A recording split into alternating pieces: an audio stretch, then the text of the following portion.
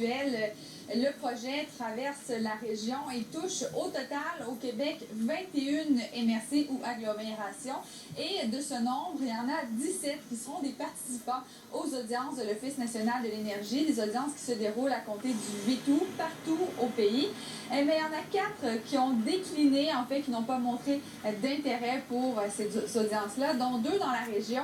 Et ça fait beaucoup réagir, spécialement dans la MRC de Masquinongé, où des écologistes ont fait pression justement sur la MRC, au point que finalement, face à cette pression, la MRC a produit un mémoire dans lequel elle explique différentes préoccupations sans toutefois se positionner sur l'enjeu du pipeline.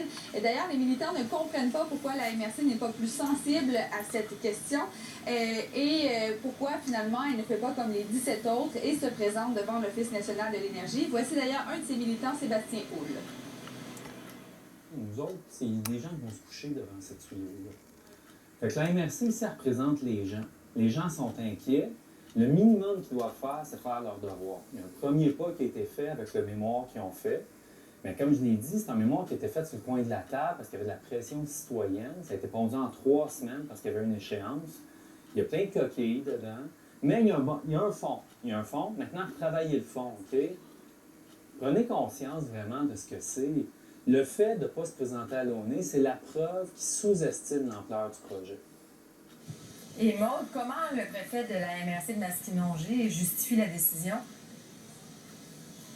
Bien, d'abord, Robert Lalonde a décliné notre demande d'entrevue et il nous a toutefois précisé qu'il ne connaissait pas la date limite pour s'inscrire en prévision de ces audiences. Or, il y avait 2 périodes, une à l'hiver 2015, une autre au printemps 2016. D'ailleurs, l'Office national de l'énergie a reçu, vous le verrez sur le tableau, 2652 demandes. Il y a 337 intervenants qui ont été retenus, 271 lettres, donc il y a eu 2044 rejets. Les élus de la MRC de Masquinongé vont se rencontrer le 4 août prochain et pourraient examiner justement la possibilité de faire une demande tardive, notamment pour, et je cite là les propos du préfet, éviter de se faire accuser d'être de mauvaise foi. Et ça, c'est une des critiques notamment du comité Vigilance Hydrocarbures de Masquinongé.